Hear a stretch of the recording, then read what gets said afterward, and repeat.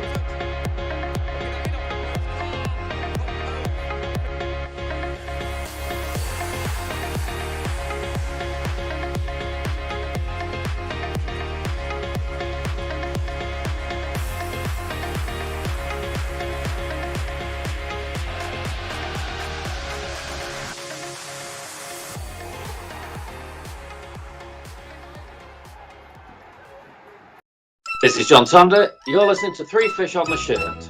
Dave. Lacked everything really in the game. There was no physicality, there was no fight, there was no passion, there was no pride. And can we ask David if holiday or a break was the wrong decision? They've let the manager down on that today, haven't they? I mean, there's not any positives I can take from the game at all today. Wholly horrendous. We managed to give away a penalty for the fourth away game in a row. 1 point from 12 is not a great start to the year. What has gone wrong defensively? It's just dopey defending, really slack, poor, switching off, defending the ball through for Gotts. They had 3 men around him. Defenders pulled that far across to their left. A cat in the middle of the penalty area with a man overlap on the other side. He got the ball. It was an easy finish. The only positive out of the game probably was him saving the penalty. Green putting your man in the hoardings. He just totally switched off, and the final goal from the corner. No will to win the ball.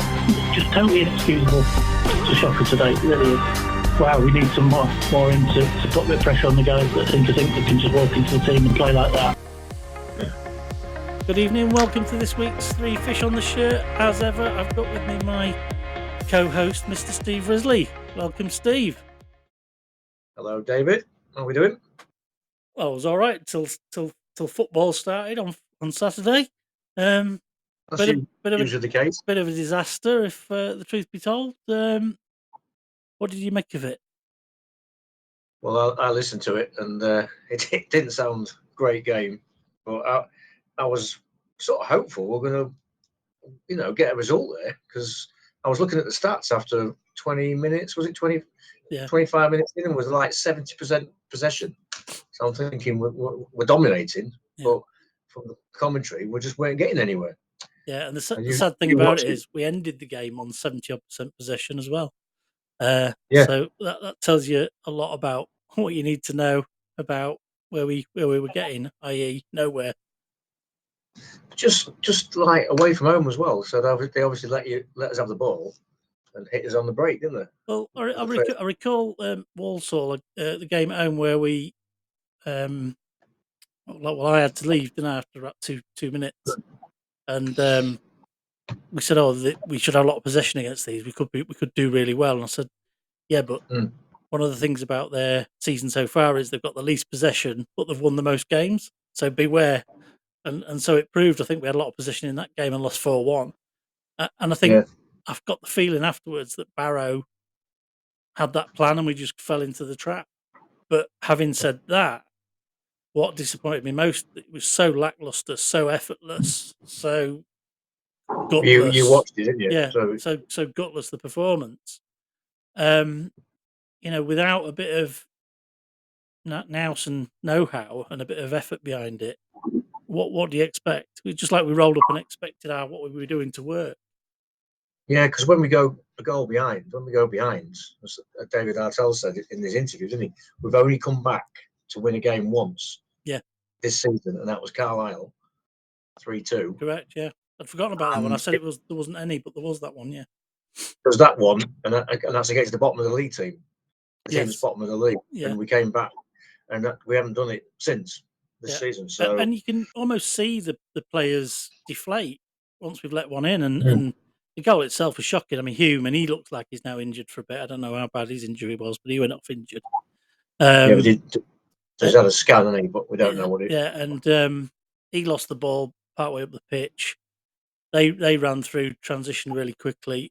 The guy who put the ball through had 3 blokes around him. There was nobody near enough to make a challenge, and the defence had pulled so far over to the left that when the ball came across to Cass, he was chasing back the other way to try and chase the bloke that was behind him, and there was another bloke behind him as well. So they were so overloaded on the left hand side. Barrow, they'd obviously spotted the fact they can drag us to the right. And their bloke it was a straightforward finish. It was probably a better finish than I give it credit for on me comments. I've seen the goal. On me comments, but yeah, we just got suckered into. It was naive. So we were asleep basically, and I said when asked on beside, as you heard in the clip beforehand, the chap asked me what was the problem with the defending. I said it was dopey defending. From having seen how we can defend at times. Although not in the last 4 away games, it just looked sloppy. Well, just the midfield, wasn't it? He ran straight through, like I said, there was three of our players, and nobody laid a tackle on him. It's back to us when we're going forward, giving the ball away in stupid areas. Remember Bradford? We talked about it, didn't we? There's one pundit on Twitter said something like, "I don't recognise this team." I said, "I do. I recognise it as the one from Bradford, the one from Swindon away, the one from Accrington in the second half. I recognise all them things. Just doing the wrong thing, and then having no energy behind it." I was thinking, and I know we shouldn't look at all previous players, but Harry Clifton, we need somebody like him in midfield. Somebody who's going to go 90 minutes, 95 minutes, a bit more of an engine, and not give up. Yeah. We haven't got Green, but somebody's going to commit. I think we don't realise how much we missed him since he's got it. You know what I mean? Just some drive in midfield. We've got nobody. That's can do it consistently. We thought Corey and Green were starting to get to that, didn't we? But in them games, they're just is it inexperience? Is it naivety? I don't know. But it certainly wasn't there in any. I'll say it wasn't there in abundance. It wasn't there at all on Saturday. No, but the Bradford was the same, wasn't it? Yeah, and it's the away games, isn't it? Of late, yeah. But what I don't get is how that's changed from the. I mean, we knew the away form wasn't going to last forever, but it switched so catastrophically bad. Last 4 games, it's widely been mentioned. 3 goals conceded in all of those games, a penalty conceded in all of those games. Probably only 2 of them were. You can see that referees are really keen to give a penalty when we have somebody go down in the box. When we have somebody, it's got to be GBH at the other end. But never mind, that's not cost us any of those games. Possibly barring Accrington. But when we go behind, we don't seem to be. We haven't got the mentality to come back and get a draw away from home. Yeah. We've got to score first. Yeah, no, I mean, I would say in any game, because the only game we've come back from has been away. So yeah, I agree. And I think the thing that frustrates me most, and when I get, if I can see that players are not very good, I'm quite stoic when we get beat if we got beat week after week.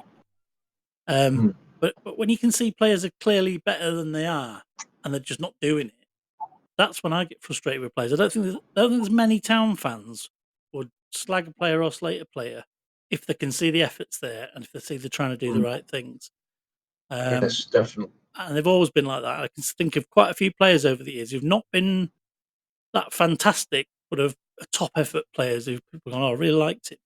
Steve Livingston, for one, he wasn't a prolific goal scorer striker, but he put himself about, and you could tell he was top effort. Danny Rose is the same, isn't it? He puts the effort in. Yeah. He don't score as many goals as a striker should do, but he gives his all, doesn't he? And absolutely gives 100%. I don't think anybody would blame him for not scoring many. I think the other thing is with the way we're playing. When we're playing like that, with no energy, the likes of the Big Quoo and Danny Rose struggle because there's nothing for them unless they make it themselves. There's nothing there for them at all, and that adds to a Big Quoo looking lazy because he's got that lopey gait because he's a big lad. I wouldn't say he is lazy, but because there's no for him and he's trotting about looking for something to go on. it just looks like he's trotting around lazy, don't care. But I don't believe that is the case with him because he's a player who wants to make a name for himself, I presume.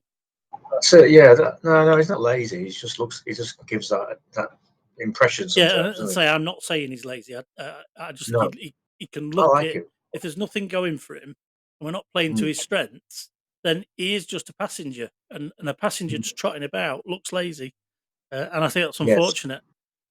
Because he's not a chase down player like Danny Rose, I don't think he'd be able to do it because Totally there's different such a player, isn't lot he? of him, isn't there, to be lugging around the pitch. And again, I That's it. don't And mean he's that in a still derogative way at all. he's still only young, isn't he? You got to think that. Yeah, Still yeah, but only you've got to give him 20. something to, got to give him, got to get the ball to him to start, haven't you?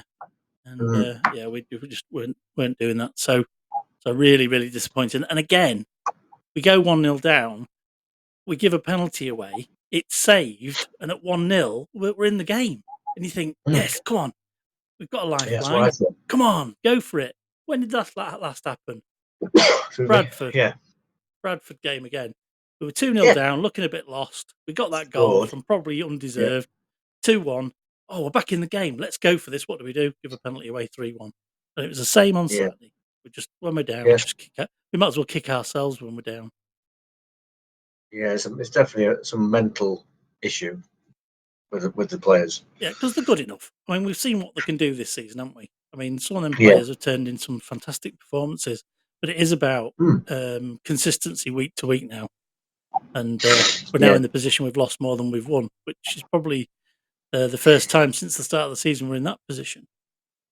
Yeah, but we're still ninth. Because someone on Twitter said, "Oh, I've never liked Artel since he came here. He can go for me." I'm thinking, it's not about you liking him. We've got to stay level-headed. We've got to stay level-headed. We're ninth in the league. I said similar to somebody else who was talking about Artel can go for me.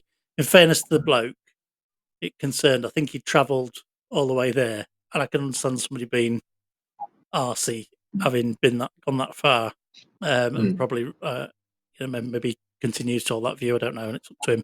But personally, I think that's really harsh, and for a football club to get on and get a plan and build, he's not had enough time yet to not for a club like Town. You can't go out and just buy who you want.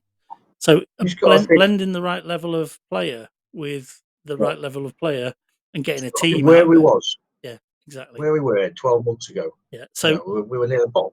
We can't switch from 1 week. Well, we might win the league to we might go down now and the manager should go because who do you get in? Mike Williamson. It's just a merry-go-round, isn't it? In League Two. Yeah, you just don't. You don't get that. I mean, the guy who was managing Barrow came from the non-league. He's never managed a league game before. He must be thinking this is a piece of piss. This, but he's winging it. No, definitely winging it. But I thought, fair play to him. He's got a plan for him. They've stuck to it. He's done well. But it's I've heard of teams coming up against Tottenham when they're having a bad time, and Tottenham fans refer to their team as Dr. Tottenham. So if you need a shot in the arm, here comes Dr. Tottenham. It was like we were Dr. Grimsby. Here comes Dr. Grimsby to give you a boost. Although recently I've heard him say it's Mr. Tottenham now because he's been upgraded to a consultant now because he's that good at it. And actually, so it proved at the weekend when they beat Leicester. They got beat by Leicester at home. So Leicester are doing crap. So Barrow not one win in 15. Managed to beat us 3-0, didn't they? Of course they did. Yeah, that's it. Yeah, but we do concede too many goals. Town. Yeah. When we lose, we lose. Yeah, absolutely. We conceded something like 47 goals now. We've conceded. I can tell you we've conceded 44. Oh, 44. Yeah, no, I made a mistake earlier when I was There's only because I got the league table here. Yeah, 44. There's only Newport have conceded more than us. That's right. 45. I heard that. That's that. Yeah, when I was talking my numbers earlier up, I added the 3-0 on, and it was already added, so I got 47. So we had 44. So it's balmy. It is. It's crazy. We've got a lot of work to do on our defending, which makes you wonder why Doug Time can't get a game. Yeah, I've been thinking that. I actually looked to see if he was on the subs bench because he's missed out. recently when he was on the bench, I was wasn't going to he? say, from my memory, he was, because I remember seeing him He on the was. bench. Yeah. I think. Yeah, he was on the bench. I just So is he not some- 100%? Is he still nursing something? Are we easing him don't back know. in? Or I'd have him in, to be yeah, honest. yeah. I don't know. Take Rogers out maybe. McJanet went on top form on Saturday, but I don't think anybody was. To be fair, he made No. a few mistakes early on, and he's been brilliant. So everybody's due a bad game, aren't they? I suppose. Oh yeah, and we've got a game tomorrow night now to look forward to, so that's going to be a good game, hopefully. Gillingham. Yeah, they drew at the weekend at Tranmere. Tranmere scored both the goals though, so that's a good sign that they couldn't score of their own volition. Tranmere managed to score from. They don't score. They don't score many. Gillingham, but they don't concede many. Looking at their 23 scored, 26 conceded. Yeah. So Which it's is been 20 goals less than us conceded. Yeah. But we've scored a lot more than them. So yeah. We have scored a lot more than them, yeah. So if we can keep the back door shut and get one up front, we might be able to sneak another 1-0 win. I'd take a 1-0 win after the result we got at their place. But that was the turn of their form as well, because they were right near the top at the start. They were, yeah. And our win against them was their first defeat in a year at home. Yes, we were setting all sorts of records, weren't we? Yeah, back then. And they're well behind us now, I think, aren't they? Yeah, we've just got to keep a home form. I'll say it. Fortunately, our home form turned at the same time as our away form turned.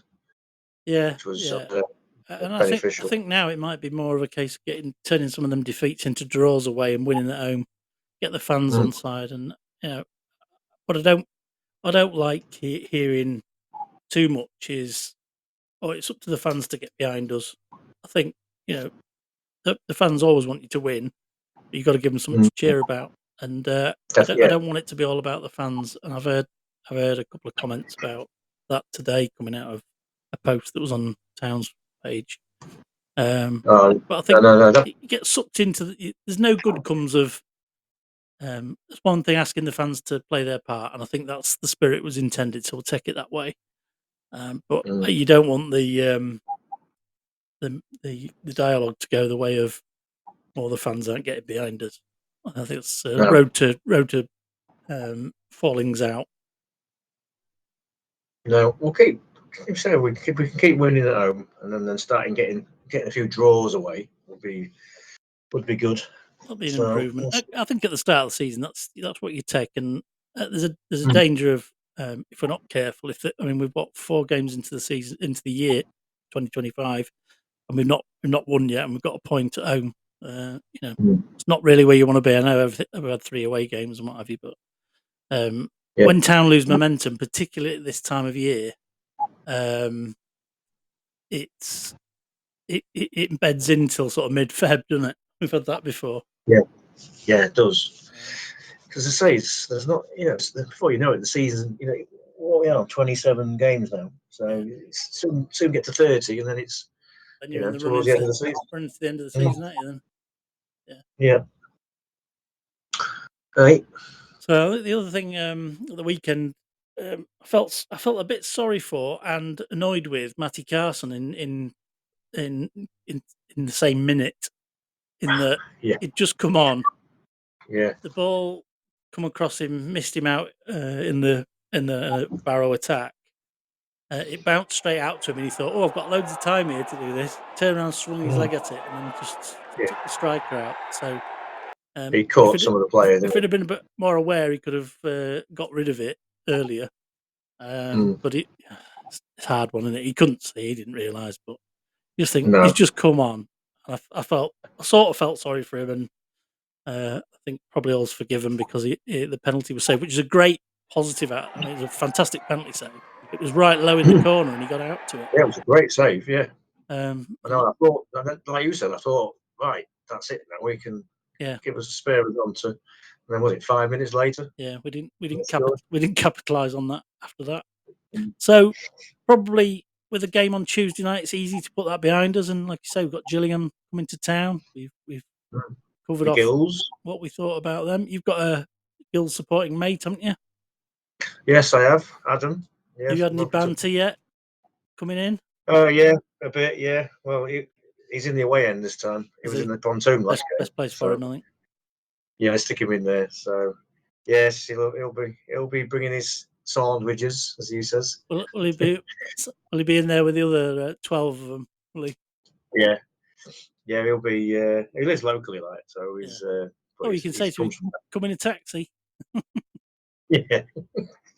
No, he's always optimistic about Gillingham's chances, but we're he's all always optimistic about our own clubs, aren't we? quite often let down. Yeah. But yeah, I've had a bit of banter. Yeah, he'll know we're kindred spirits, I guess, in that respect. We'll have to see. Let's see if I can get him on. Yeah. Oh, yeah. Feel free. Yeah. Some other news from the club this week: signed Dara Burns from Milton Keynes Dons on a 3-year contract for a fee. For a fee as well. Yeah. Did it say what fee it was? No, but I think he went to them for 150k. So I'm assuming it would be a reasonable amount. Right. Yeah. So he was looked like he was heading back to Shamrock Rovers, where he's been on loan, and he dipped out at the last minute and signed for us. So we must have offered him either better terms or there's talk of him being promised that he can play in his favoured position. So fingers crossed, that's positive for him. He's like a winger, I think, isn't he? Yeah, I've just seen some footage on the town website saying coming to a stadium near you, soon him skinning a couple of players from TNS in the Europa Conference League. So, hopefully we'll see plenty of that in front of us as he comes down the wing in front of the pontoon and sticks a ball on Danny Rose's head. Or I think his last game was going to be. I think I had an interview with him, so it was going to be Chelsea. In the Europa League, is it? The Europa? Yeah. I don't think he played in that game. He was going to play, but with his transfer speculation. Yeah, so it'll be interesting to see how he comes in and hopefully gives him a shot in the arm. I think one of the things that I said at the end of the interview Friday, I said I was asked about people coming in and out, and I said, well, on paper, I would have said, up until this sort of run of poor away form, I'm less inclined to worry about getting people in on the basis that you've got people coming back from injury, we're looking stronger, more options on the bench. But after that, you think, well, if these guys think they can rock up and play like that and keep a place, then they ought to be thinking again. Yeah. And I think that's adding players to the squad at this stage helps with that for me. I mean, they could look at. I mean, there's like the youth team. I mean, there's one or two. They got. Was it Harry Brown? Is it Brown? Henry Brown. Is it? Yeah. Henry Brown. I mean, he's in the squad, isn't he? He's got a squad number, I think. Yeah, I think he has because he was in early on, wasn't he, in the EFL Cup? Yeah, I'd have him in. Get some. Try and. I don't know. He always gives youth a chance, won't he? But he is very young and raw. I think he came in for the Chesterfield EFL Cup game, didn't he? And did well. Yeah. So I think they're on the fringe, but I think the more players have come back, I think that's always an option for us if we get light on the light again. But we are in a position. So I think it feels like, and I don't know how you feel about this, we're not panicking in the window, and I don't think we need to. If we can genuinely add players that either strengthen us or might add value for us in the future, or both, hopefully, then that's the right thing. No, we're not panicking because they've got a plan. They'll have a plan, and you can feel that what they want to get, who they want to get in, and if they're not going to pay stupid money, and so when you hear David Artell speak, he won't speak about any other players that are not contracted to. I think that was partly down to Matt Dean interviewing Geza David Jury the other week and putting the pressure on, and had other clubs sniffing about him. So he said, "Look, I'm not talking to you about any players." I think that was a definite souring of relations. I don't know if that's true, but did you hear the interview? Yes. Yeah. About saying, well, you could be a better reporter if you in the. Yeah, and he did say, "I'm not being nasty. I just it was all fairly light-hearted, but in the question, nasty, but I'm just having a little dig there." Yeah, it's a fair comment. He could say that, and he says, "I'm not saying you're a bad reporter, but you set the point." But you could improve. Yeah. But from the club, Stop you can see both points of view. From a club point of view, you researching and doing this data stuff in the background, you don't want it all to be launched into the public and then have it stolen from you. Yeah, I think Equally, sorry, go on. it's Dara Burns. I think he was seen. They went to see a game, or they saw that he caught the eye. Yeah. So it wasn't. I don't think it's purely data driven. Yeah. This But one. I'm thinking about the Geza David Chury one where Yeah, it's been on everyone's lips, but they actually got him on and interviewed him on a video Oh, sorry. call. Yeah. And I think that upset the club because it then set off Oxford sniffing around and this, that, and the other. Yeah. And that I think caused a bit of friction between the two. Yeah, I think. I'm assuming maybe it did. Yeah, because I was surprised that he managed to get an interview with him. Yeah. Well, same. But having said that, if you're a reporter, that's a coup, isn't it? That's an Yeah. absolute steal for you. The fact that it doesn't suit the club is probably neither here nor there. So, Well, it's very like trying to get you asking people to come on here podcast. If you don't ask, you're not going to get anybody. exactly. So, a bit cheeky. You can be a bit cheeky and say, "Oh, he tried it on Matt Dean and tried to get an interview, and he got one." I asked loads of other people. Only you said yes. I know. Well, Love it as we do now. It's great. We've got some guests coming up though. Speaking of that, we've got some guests coming up. Before we get to that, there is further positive signs that it sounds like we might yet sign. Is that David Chury? We're going to have to find a shorter name for him, or GDT or DDGT. Rumors are we've opened up the release clause in his contract for 700,000 kroner, which Faroese kroner is somewhere in the region of 1 in 10. So it's about 75, 80 grand, something like that. Danish kroner, yeah. Yeah, and talks were going ahead. So be interesting to see if we bring him in. The challenge of whether he's any good or not, it might be a bit of a Svan Thorsen type experiment. Yeah, we've doubled the bid, haven't we? So it's gone from 40,000 to 80,000. Yeah. So yeah, it's a decent hike it's a decent price to pay. So we'll see what he for an unproven player. I mean, we're talking about potential, but that's the model, isn't it? Is if we can get a gem, have him for a season or two, him play really well, push us up the table, progress us, and then we can sell him for 500,000. Just plucking figures out the air, 250,000. We can make money on. If he's good, yeah, it's good for him and it's good for us. If he's as good as Puskas, yeah. or Busquets. Yeah, we'll have to tell our listeners what happened there. Sorry. Yeah. Steve and I were talking the other day about the rumours around David Chury, and he was interviewed, and we've both seen the interview. And he was asked who he was likened to. He said, "I haven't likened myself to anybody, but somebody said I was like Busquets, Barcelona." And when Steve and I had a text thing talking about it, Steve, and I'm not taking the mickey out of you, Steve, you just heard it wrong, and I get that, but it was still amusing. That he said, "Oh yeah, liking himself to Puskas." I said, "Well, you're showing your age there, mate." I played it back and I thought, Puskas is from the 50s. Yeah, only an old farts podcast could come up with that. Yeah, well, my dad knows. My dad knows him. I never I'm knew sure him. he did. Yeah.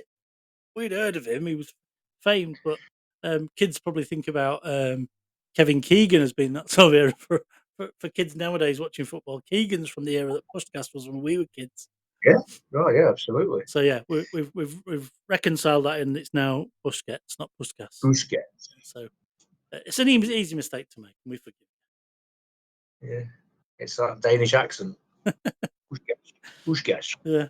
So big in tomorrow night. Nice return to home.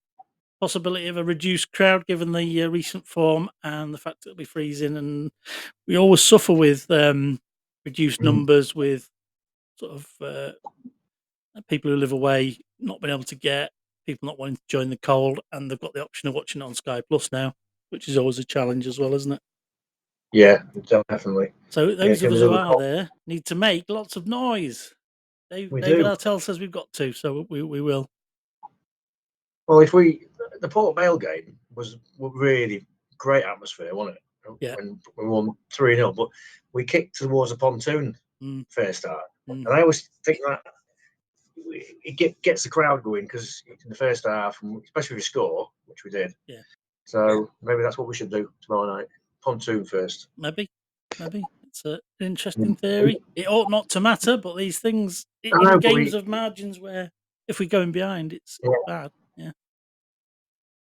I always wonder how when we do get to the pontoon towards the pontoon first half, have we won the toss or not? Yeah. So you never know, do you? No, Find out. You don't know if teams come in and thought, "Oh, let's turn them round and make it hard for them by making them kick second half." But I think that game it made a difference to the atmosphere at the start, from the start. Yeah. Ideally, what you want is to be 2-3 up in half time, and then just fill your boots in the second half, isn't it?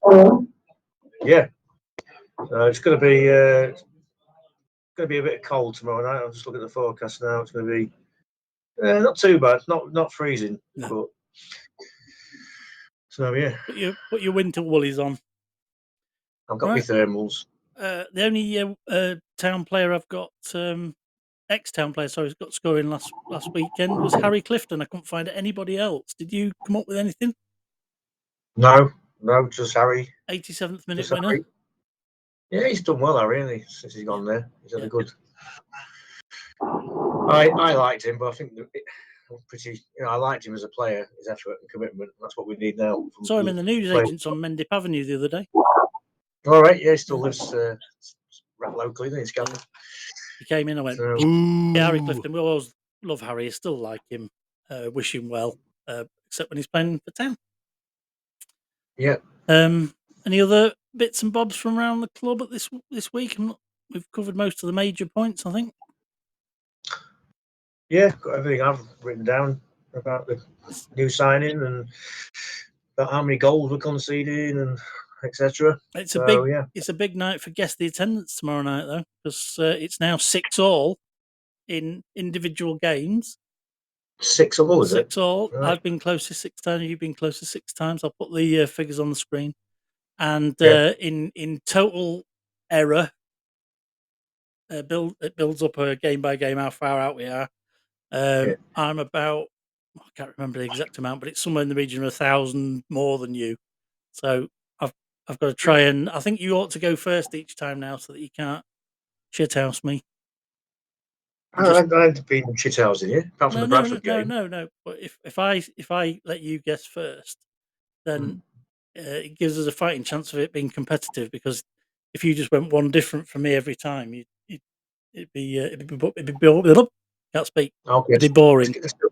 Guess now then, if you want. No, I want to see who's there tomorrow first. Yeah. It could be anything from 4 to 6, though, couldn't it? Tomorrow night, depending. I wouldn't have thought they would bring many. No, I'm thinking non-binding early guess. I'm thinking it could be about 4.5, probably, maybe less. Do you think that's low as that? No, it might just be shithousing you. I think it'll be about 6.5. Sealed bids next. Yeah. Anyway, I'm going to find out how many Gillingham fans are coming for my mate first, and then. Well, we know it's going to be about 12, so it's not hard, is it? Well, he's got a car full. That's it. Has he? Was he bringing him from Park Street? Yeah. So can't think of anything else. I did see Chesterfield had signed a striker from Chelsea on loan. All right. I can't remember his name. We haven't got to play them anymore, have we? So we're all right. It's not going to bother us. That guy, the new signing, can he play tomorrow night? I would assume so. He hasn't played since about mid-December though, so that he may be on the bench. I don't know, maybe not. Put him on the bench. May not figure at all. I don't know. So one other thing. Next week, all things being equal, excuse me.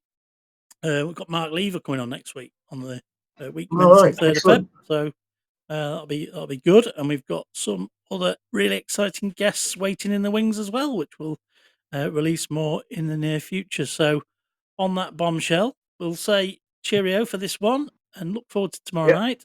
And as we say at the end of each episode, up the Mariners! For the Mariners! The Mariners. Cheers, Steve. Take care. All the best. Thank you for watching or listening to tonight's show. You can catch us on YouTube, podcasts on Podbean or Apple Podcasts. You can also find us on our social media channels of Instagram, Twitter, or X as it's now known, TikTok and Facebook. Please like, subscribe and share at every opportunity. It helps us a lot.